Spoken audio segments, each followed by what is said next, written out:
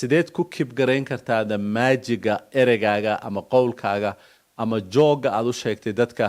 markii koowaad ilaa iyo marka dambe tusaale ahaan markaad speaker tahay ama aad rabto dadka inaad wax u sheegto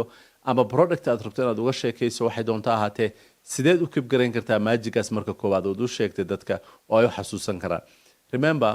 haddii aad joog sheegayso ama kaftan sheegayso waxaa laga yaabaa inaad kun jeer dad u soo sheegtay laakiin dadka maanta aad u sheegayso this is their first time maanta ugu horeysa aad u sheegaysaa ma ahan inaad ka caajisto waa inaad kib garayso oo aad haysaa saad horey ugu sheegtay oo ay micno dadkan ugu samayso so the three things aad arrintan ka baranaysa waxaa waaye keep it as original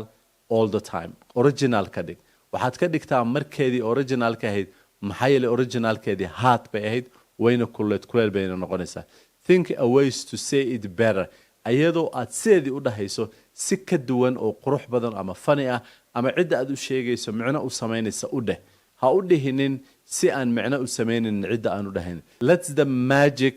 continuous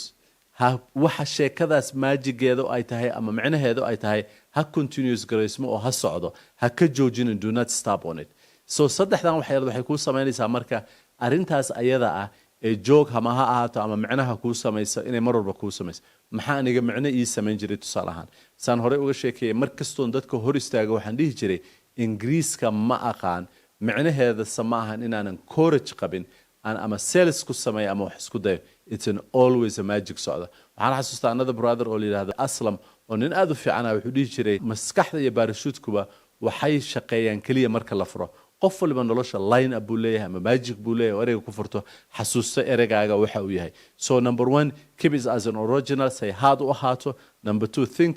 in a ways to improve adigoon waxba ka bedelin and keep your magic continuous and do not stop so you can always keep that magic to improve and going forward inshallah